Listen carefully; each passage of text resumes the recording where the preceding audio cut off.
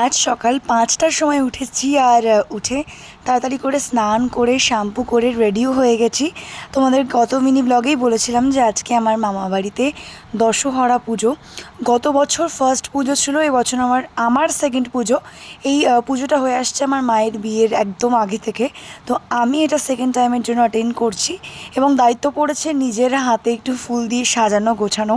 তো মাম্মা আমার মাসির হাতাহাতি আমিও একটু সাজাচ্ছিলাম গোছাচ্ছিলাম। এমনিতেও আমি পুজোর কাজ করতে ভীষণ ভালোবাসি। প্রতি বছরই দশহরা পুজোটা আমার মামা বাড়িতে হয়ে থাকে, আমার বাড়িতে হয় না। আমার বাড়িতে এই নিয়মটা নেই, তবু আমরা আমাদের যেহেতু বাড়ির পাশেই মন্দির রয়েছে, তো সেখানে আমরা এমনি মা মনসাকে পুজো দিইনি, কিন্তু মামা বাড়িতে ব্রাহ্মণ ডেকে সাজিয়ে গুছিয়ে 10 রকম ফল দিয়ে ঘর দিয়ে মনসার ডাল দিয়ে পুজো করা হয়। ভিডিওটা তোমরা দেখছো তার আগে একটা কথা বলে রাখি যে আমার ভয়েসটা আবারও খুব খারাপ হয়ে গেছে। মামা বাড়িতে এলে প্রচুর পরিমাণে কোল্ড ড্রিঙ্কস আইসক্রিম এগুলো খেতেই থাকি, আর যতবারই এগুলো খাই ততবারই আমার ঠান্ডা লেগে যায়।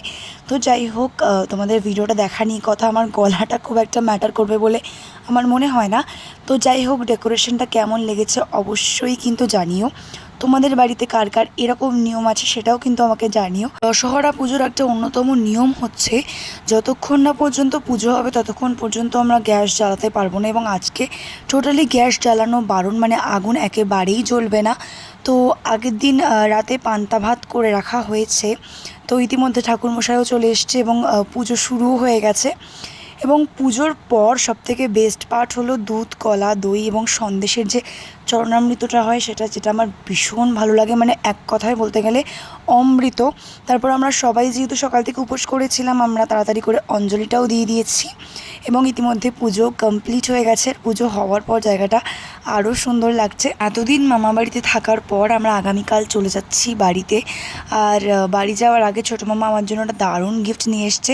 আমি এই চিজের বিস্কিটটা খেতে প্রচণ্ড ভালোবাসি এবং সেই মতো খাবো বলেছিলাম ছোটো মামাকে, এবং ছোটো মামা তো পুরো বাক্স ধরে আমার জন্য তুলে এনেছে, মানে রীতিমতো গলায় পরা যাবে এরকম মালা হয়ে যাচ্ছে, মানে এত বিস্কিট নিয়ে এসছে। তারপর আজকে লাঞ্চটাও করে নিয়েছি। আজকে লাঞ্চে ছিল পান্তা ভাত, কাঁচা লঙ্কা, আলু সেদ্ধ আর আলুর চপ, যেটা তো আমার কাছে স্বর্গসুখ।